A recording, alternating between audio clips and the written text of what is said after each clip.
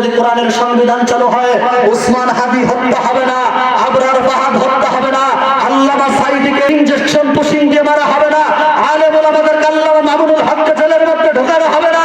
যদি এই দেশের মধ্যে ইসলাম কায়েম হয়, কোরআন কায়েম হয়, এই দেশের মধ্যে কোনো আলেম ওলামাদেরকে কষ্ট দেওয়া হবে না। কথা বলে ঠিক কিনা?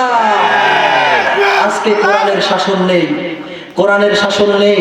চোর চুরি করে দেখে যে আরে দূর চুরি করলে কি হবে, কিন্তু ইসলাম বলে কেউ যদি চুরি করে হাতটা কেটে দাও, হাতটা।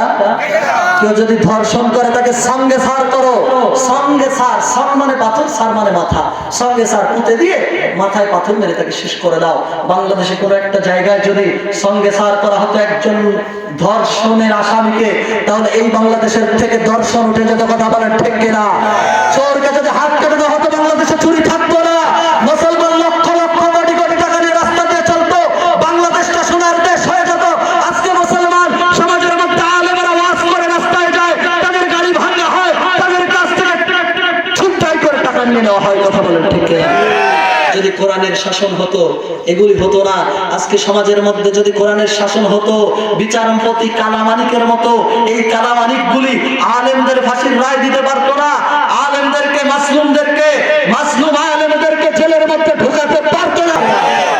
এই জন্য মুসলমানদেরকে এক হতে হবে, মুসলমানদেরকে দ্বীনের ব্যাপারে যেমন এক। যদি মসজিদের মধ্যে ঘোষণা দেওয়া হয়, এলান করা হয়, আমাদের এলাকার মধ্যে শিকদার পাড়া বড় বাড়ি এলাকায় চোর ডাকাত আসছে, তখন মুসলমান ঠাল সরকি যার কাছে যা আছে নিয়ে নেমে যায়। ঠিক কিনা?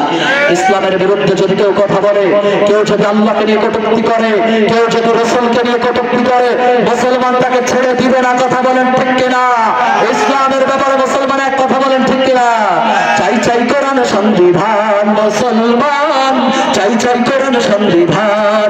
যদি রক্ত লাগে রক্ত দেবো, জীবন লাগে জীবন দেবো। যুবকরা বলা যাবে না? এ গুনাহ হবে? জোরে বলেন। যদি রক্ত লাগে রক্ত দেব, জীবন লাগে জীবন দেব। তবু চাই কোরআন সংবিধান, মুসলমান চাই চাই কোরআন সংবিধান, মুসলমান চাই চাই কোরআন সংবিধান।